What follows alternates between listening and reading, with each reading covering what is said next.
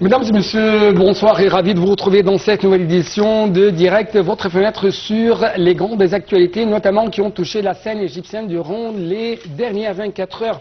En fait, aujourd'hui, nous allons vous présenter une gamme d'informations, une gamme de nouvelles tout à fait très importante pour l'Égypte, que ce soit au niveau régional ou quand même au niveau local. Bien sûr, j'ai en compagnie, ou j'ai actuellement durant ma compagnie, Monsieur Ahmed Lessi Nansef, notre grand journaliste, écrivain, expert dans le domaine économique et politique. Vous êtes toujours le bienvenu. Merci bien, ravi d'être avec vous. Merci beaucoup pour cette présence au studio de Nal TV International. Et très rapidement, chers téléspectateurs, nous devons commencer cette, si je peux dire, nouvelle tournée dans le monde égyptien par les activités présidentielles. Cette fois-ci, on trouve que Monsieur le Président a reçu un appel téléphonique du prince Mohammed Ben Salman, prince héritier et Premier ministre saoudien. Au cours de cet appel, Monsieur le Président, le prince Mohammed Ben Salman ont souligné les liens fraternels historiques reliant l'Égypte et l'Arabie Saoudite. Ils ont de même examiné la situation prévalente dans la région, les moyens de renforcer l'action inter-arabe face aux défis qui affectent la paix et la sécurité dans la région. Monsieur le Président, mais aussi le prince héritier saoudien se sont accordés sur la nécessité d'aboutir à un cessez-le-feu immédiat dans la bande de Gaza et de stopper l'escalade dans la Cisjordanie, de crainte de l'expansion du conflit, mais afin de récupérer la stabilité dans la région. Donc, ma question actuellement à poser à vous, Monsieur Ahmed Lessi Nansef, c'est comment vous trouvez l'importance d'avoir une sorte de relation de plus en plus étroite et une coopération de plus en plus étroite entre l'Arabie Saoudite et l'Égypte dans ce temps? C'est énormément important d'avoir ce genre de relation ces jours-ci parce qu'on est en train tous de voir qu'est-ce qui est en train de se passer dans notre région. C'est très clair que la région arabe, on peut dire, elle est clairement attaquée par plusieurs côtés, surtout l'Égypte. On voit par exemple ce qui est en train de se passer à Gaza, donc avec nos confrères palestiniens, et tout le monde est au courant des massacres qui se passent quotidiennement. De notre côté, on a une guerre civile atroce au Soudan, juste au sud de l'Égypte, mais elle est aussi à l'ouest de l'Arabie Saoudite. On est en train de voir Iran, qui est un pays non arabe, et on peut dire, ils l'ont dit déjà, qu'ils sont en train de, je ne veux pas dire gérer, mais ils sont en train d'influencer les décisions qui ont de haute importance qui se prennent dans plus que 4 pays arabes ou 4 capitales arabes. On voit la situation avec l'Éthiopie et ce qui est en train de se passer à l'Afrique de l'Est. Donc on est vraiment, et la Libye notamment, on ne peut pas oublier ce qui est en train de se passer là-bas. Donc maintenant, ces jours-ci, ce sont des temps très difficiles, ce sont des temps très chauds. Et ça exige plus de coopération, absolument, plus de coordination des efforts entre les deux côtés. Les deux pays les plus grands, ou économiquement parlé, ou militairement parlé. Donc dans les deux côtés, c'est vraiment la leadership de la région, et c'est très normal que dans ces jours-ci, on voit une coopération parfaite entre ces deux pays. Oui. Donc on va prendre une toute petite pause. Après ça, on va continuer et poursuivre notre discussion.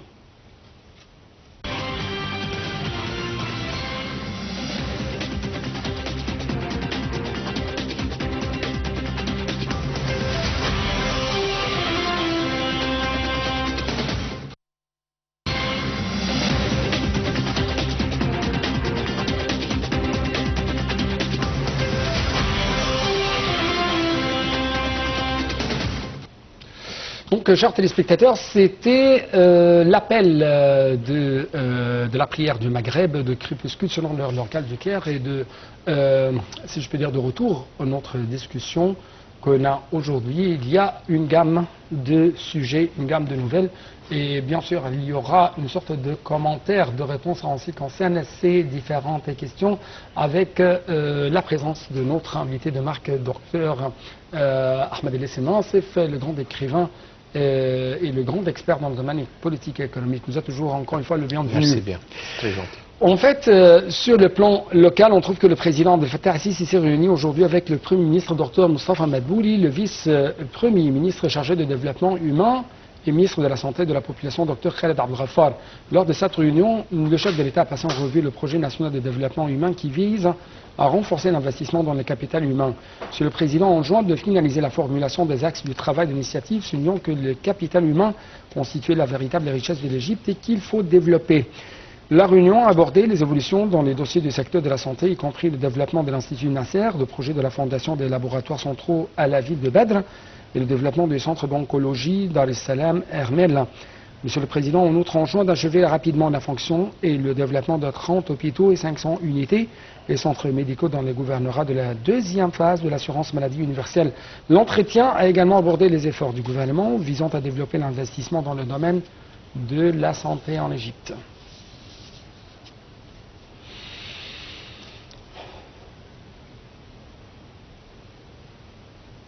Donc, votre commentaire en ce qui concerne cette nouvelle? Je pense que Son Excellence le Président reconnaisse bien l'importance du capital humain de l'Égypte. On est aujourd'hui dans un carrefour qui est très très important, pas seulement pour aujourd'hui, mais aussi pour le futur du pays. L'Égypte a un caractère, la population égyptienne a un caractère qui est très spécifique pour l'Égypte. On a plus que 60 ou 65, si je ne me trompe pas, de la population qui est moins de l'âge de 25%. De 25 ans. Donc, qu'est-ce que ça veut dire? Ça veut dire qu'on est dans un carrefour très important. On a le choix que 6 millions peuvent devenir une force énorme, économiquement parlé, politiquement, militaire, ou le contraire. Si on a ce pourcentage de population de 110 millions ou un peu plus, qui sont malades, qui ont besoin, qui ne sont pas dépendants, qui ne sont pas bien éduqués, donc ça devient une liabilité énorme sur le pays dans tous les domaines, si vous voulez. En revanche, si on a ce pourcentage énorme, ces millions qui sont bien formés, bien éduqués, dans une bonne santé, on a le futur. On est en train de parier sur le futur. Et là, c'est ça qui va faire la différence entre un pays qui peut avoir de la prospérité, qui peut faire une croissance énorme, qui est très différent, croyez-le ou pas, quand on voit ou qu'on étudie la formation de population dans la plupart des pays en Europe, c'est négatif. Les gens là-bas n'ont pas de croissance et démographique. Démographique, tout à fait. On est en train de voir une croissance négative, c'est-à-dire qu'ils sont en train de diminuer, même avec des incentives très importantes qu'il offre aux jeunes pour qu'ils aillent des petits enfants et des bébés, mais quand même, on est en train de voir une croissance négative, qui veut dire plusieurs choses. Le futur est menacé. Leur futur est menacé dans plusieurs dimensions. La première est celle du culture, parce qu'ils vont avoir besoin de main-d'œuvre bien formée ou technique et manuelle, si vous voulez. Dans les deux sens, ils vont être forcés de les importer, qui va menacer la culture et les directions de ces genres de pays. Ça, c'est d'un côté. De l'autre côté, le futur, comment ils vont rester, comment ils vont garder leur nature de vie, leur style de vie, si vous voulez. Un exemple qui est très très simple. Si on regardait, je ne veux pas nommer les pays, mais si on regardait l'équipe de foot, il y a 25 ans, Et si on le regarde récemment, on va voir un changement assez important dans la culture et l'ethnicité du groupe du foot. Je parle des groupes nationaux de quelques pays. Donc là, on est en train de voir une transition. Mais ce qui est très important, le défi essentiel, c'est comment transformer les ressources humaines en tant que des richesses humaines pour l'Égypte. Vous savez, c'est comme des diamants. Ça, on a des diamants. Ils sont encore bruts. Et là, Son Excellence le Président a mis l'accent sur l'importance de développer ces diamants. Comment les refiner. Développer ces diamants de point de vue santé, de point de vue éducation. Après ça, ces diamants vont être très rentables pour leur pays. Absolument, absolument. Et le contraire, et c'est pour cela que c'est très important, son direction est très important à ce point-là. Parce que le contraire est aussi possible. Oui. Si on laisse passer, on va avoir un grand risque aussi. Parce qu'avoir 65% de la population qui n'est pas éduquée, qui est en mauvaise santé, ce n'est pas un état désiré. Ils vont être des victimes bien disponibles pour tout crime transfrontalier, pour tout groupe terroriste, ainsi de suite. Tout à fait. Et aussi, économiquement parlé, l'autre 35% de la population ne sera pas capable de supporter deux fois leur taille. Donc on a besoin que les jeunes qui sont en train de grandir aient les capacités techniques ou autres pour qu'ils soient capables de gérer le pays et le prendre au niveau prochain. Oui. Actuellement, je dois proposer à nos chers téléspectateurs les activités qui sont faites et qui sont déployées par Monsieur le Président durant les derniers jours.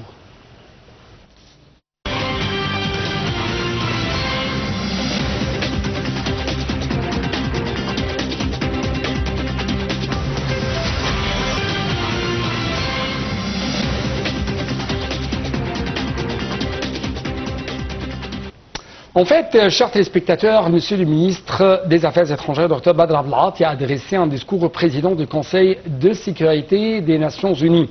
Et ça, suite à ces dernières déclarations du Premier ministre éthiopien concernant le 5e remplissage du barrage de la Renaissance. Lors de son discours, Abdelghati a déclaré que l'Égypte a rejeté fermement les politiques unilatérales de l'Éthiopie qui sont contraires aux normes et aux principes de droit international et qui constituent une violation flagrante de la déclaration des principes de 2015 et du communiqué du Conseil de sécurité du 15 septembre 2021. Le ministre des Affaires étrangères a assuré que les déclarations du Premier ministre éthiopien sur la saisie d'une quantité d'eau du Nil bleu et cette année et sur l'achèvement de la construction du barrage éthiopien sont inacceptables. Abdelghati a affirmé que les agissements illégaux de l'Éthiopie auraient un impact négatif sur l'Égypte et le Soudan. Il est à noter que le Comité suprême de l'eau du Nil s'est réuni la semaine dernière sous la présidence du Premier ministre égyptien et a souligné le droit de l'Égypte à défendre sa sécurité hydrique.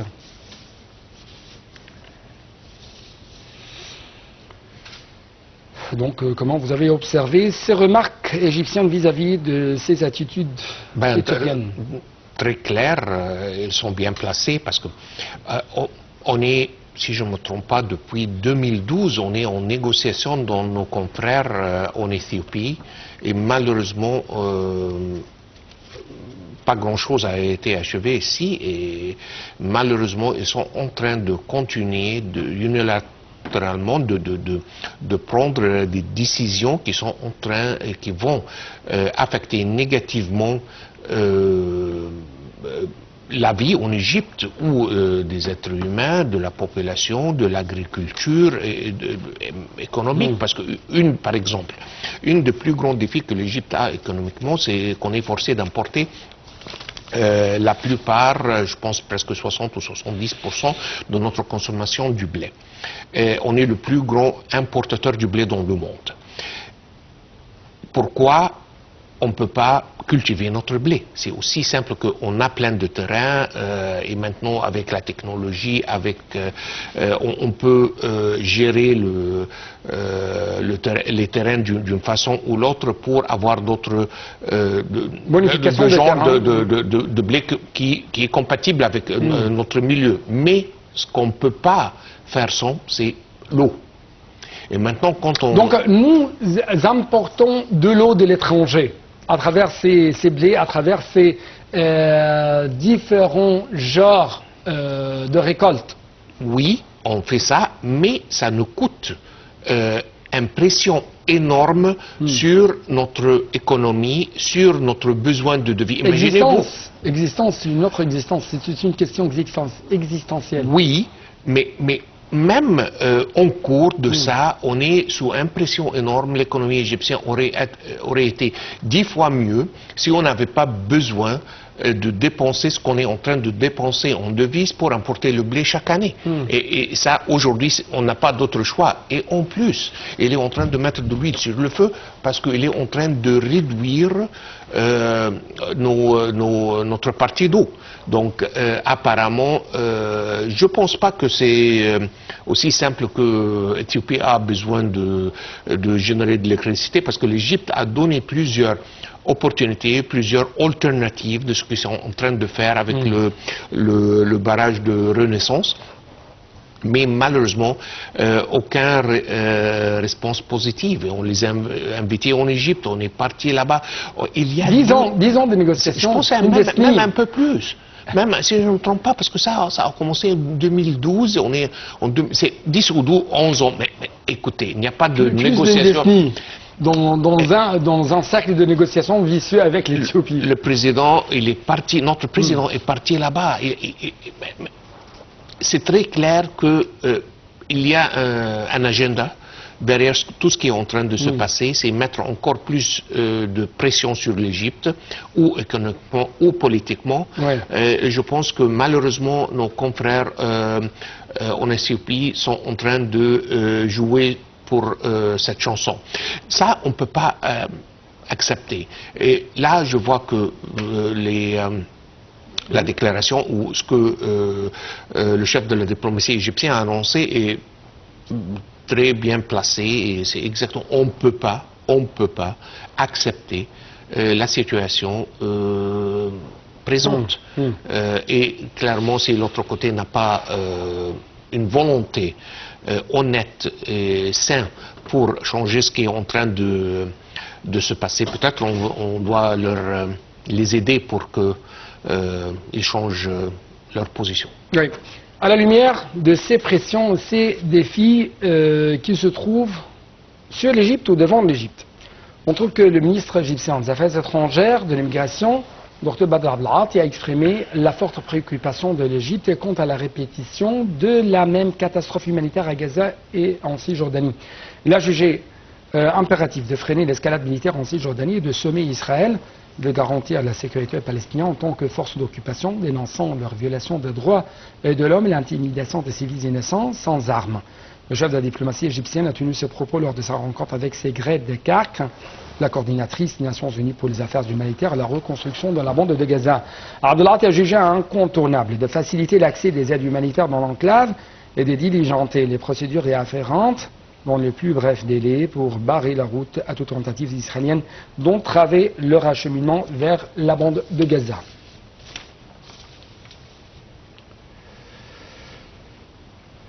D'autre part, on trouve que l'Égypte a condamné fermement les agressions israéliennes en Cisjordanie, tuant des dizaines de Palestiniens au cours des derniers jours. Dans un communiqué du ministère des Affaires étrangères, l'Égypte a martelé que les forces d'occupation devraient rendre leur compte pour ces violations, notant qu'Israël doit respecter ses engagements légaux en tant que force d'occupation. L'Égypte a de nouveau mis en garde contre les dangers de la politique de territoire incendié qui vise à démanteler tous les facteurs de l'établissement d'un État palestinien à l'avenir, dissipant ainsi tout espoir restant dans le cœur du peuple palestinien qui rêve de récupérer ses droits usurpés.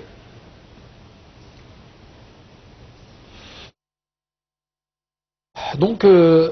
Ahmed Nassef, ce qui m'a retenu l'attention, c'est cette dernière partie concernant la réaction de l'Égypte et les mises en garde lancées par l'Égypte contre les dangers de la politique de territoire incendié israélien. Ces occupants israéliens poussent les Palestiniens à dissiper tout espoir dans la paix. Malheureusement que oui. Et malheureusement que ce que le chef de la diplomatie égyptienne vient de déclarer n'est pas différent du tout de même le président américain, Biden, il vient de dire quelque chose qui est plus ou moins pareil. Il est optimiste. Est-ce qu'il se trouve sur une autre planète ou c'est une sorte de comment distribuer les rôles?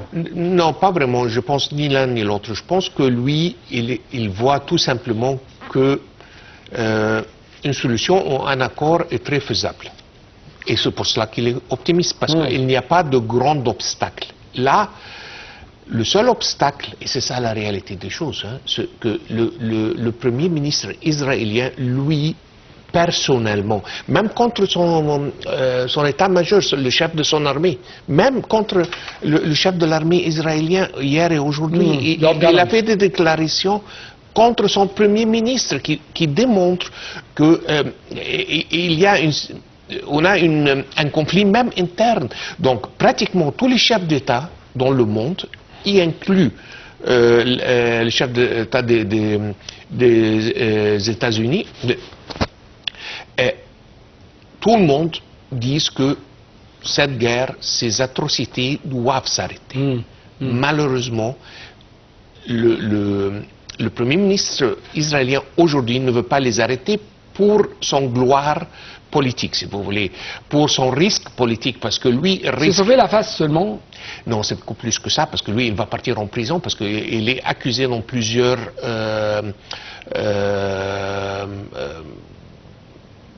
disons des cas de corruption d'un côté ou l'autre. Donc lui, il risque d'être brutalement... Si je peux dire, il est chassé par Benjamin Netanyahu. C'est ce qu'on appelle actuellement dans la politique intérieure des États-Unis. Biden est devenu le canard boiteux. Tout à fait. Il est... Tout à fait, et c'est pas ça seulement. Il est sans force. Lui, il est coincé un peu parce que dans un état qui est très difficile à gérer, parce que lui, il a le lobby israélien ou zioniste qui est en train de mettre une pression énorme sur lui localement. Et de l'autre côté, il est en train de voir des atrocités qui sont pas humaines, si vous voulez. Il ne veut pas que ça descende dans l'histoire sur son nom.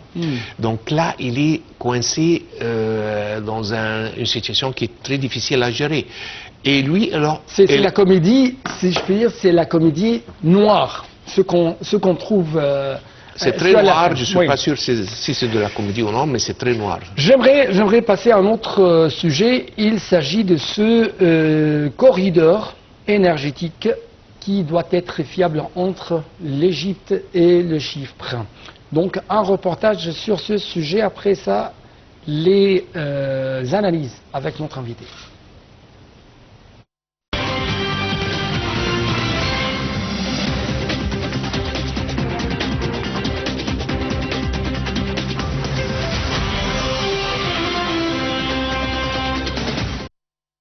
Le ministre égyptien du pétrole et des ressources minérales Karim Badawi et son homologue chypriote Georges Papanastasiou ont souligné samedi à Nicosie la nécessité de renforcer la coopération entre l'Égypte et Chypre en établissant un corridor énergétique fiable entre la Méditerranée orientale et l'Europe pour transporter le gaz naturel et l'énergie verte.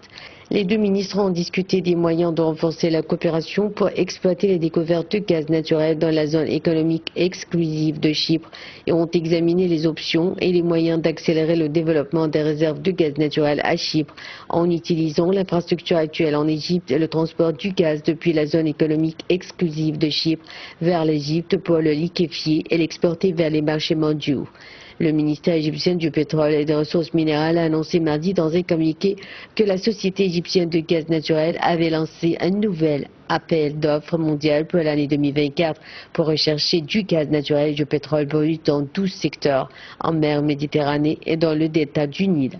Il convient de noter que l'Égypte et les Émirats arabes unis ont récemment signé un protocole d'accord pour bénéficier du système intégré dans la région pétrolière du Fujairah et le mettre en œuvre dans le port pétrolier d'Al-Hamra sur la côte méditerranéenne.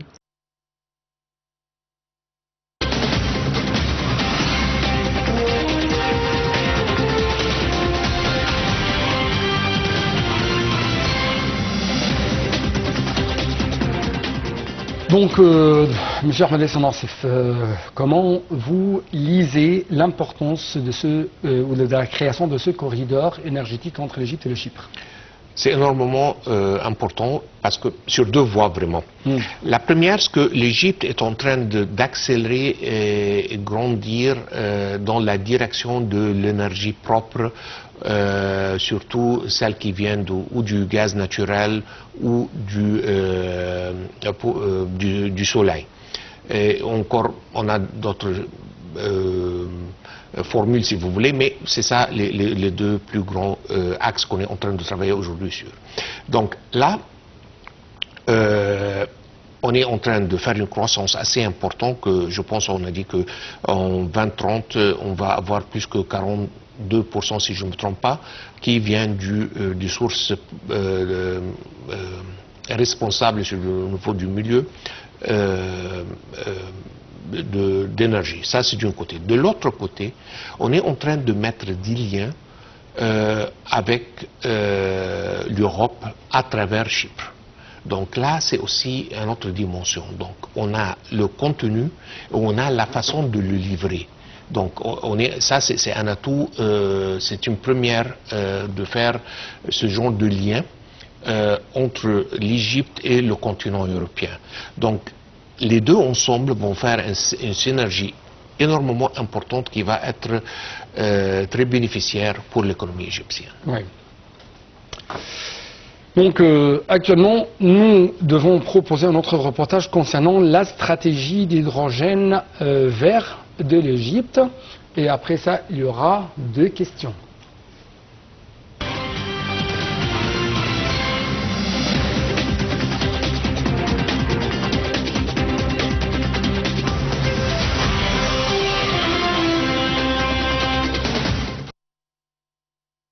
Le gouvernement égyptien a annoncé jeudi 15 août la publication de sa stratégie nationale pour l'hydrogène bas carbone.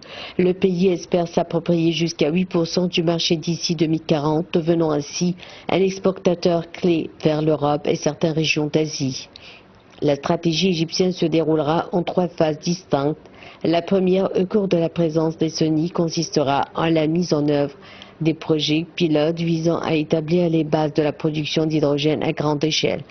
La seconde phase, prévue pour les années 2030, se concentrera sur une montée en puissance significative de la production d'hydrogène avec pour objectif d'atteindre une capacité de production de plusieurs gigawatts. La troisième et dernière phase devrait débuter dans les années 2040. Elle vise l'intégration de l'hydrogène dans l'ensemble de la société, en particulier dans les secteurs de l'industrie et des transports. Dans le scénario de base, la stratégie hydrogène égyptienne vise à produire 1,5 million de tonnes bas carbone par an d'ici 2030, dont 1,4 dédié à l'export. Celle-ci devrait ensuite atteindre 5,75 millions de tonnes à l'horizon 2040, dont 3,75 millions de tonnes dédiées à l'export. Une ambition, ce qui nécessiterait 48 gigawatts de capacité d'électrolyse, 72 gigawatts d'énergie renouvelable supplémentaires. Dans le scénario vert, les objectifs sont beaucoup plus ambitieux puisqu'il est question de 3,2 millions de tonnes dès 2030 et 9,2 millions à l'horizon 2040, dont 5,6 millions dédiés à l'export. C'est dans cette seconde hypothèse que l'Égypte serait en mesure d'accaparer 8% du marché mondial. Selon les estimations, la mise en œuvre de cette stratégie pourrait ajouter environ 18 milliards de dollars au produit intérieur brut de l'Égypte d'ici 2040, tout en créant plus de 100 000 emplois. Créé en 2023, le Conseil national pour l'hydrogène vert et ses dérivés sera chargé de superviser l'application de cette stratégie. Il assurera le suivi des progrès réalisés et veillera à ce que les objectifs fixés soient atteints.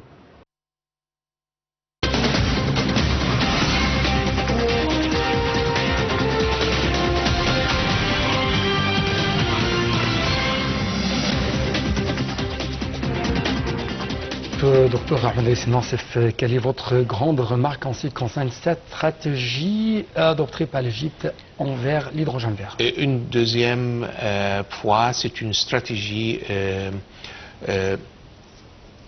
très correcte qu'on marche cette piste, parce que je pense que l'Égypte peut être juste comme l'Arabie Saoudite dans les années 70.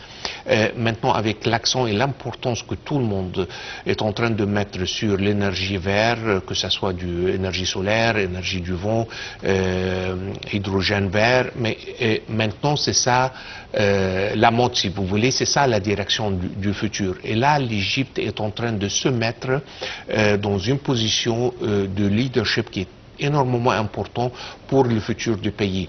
Quand on a une vision dans 2030 qu'on aille presque 42% de sources d'énergie en Égypte qui vient de l'énergie verte, ça nous dit qu'on est, comment dire, on part très rapidement dans la bonne direction. Donc c'est très positif, ça prend des investissements énormes pour commencer.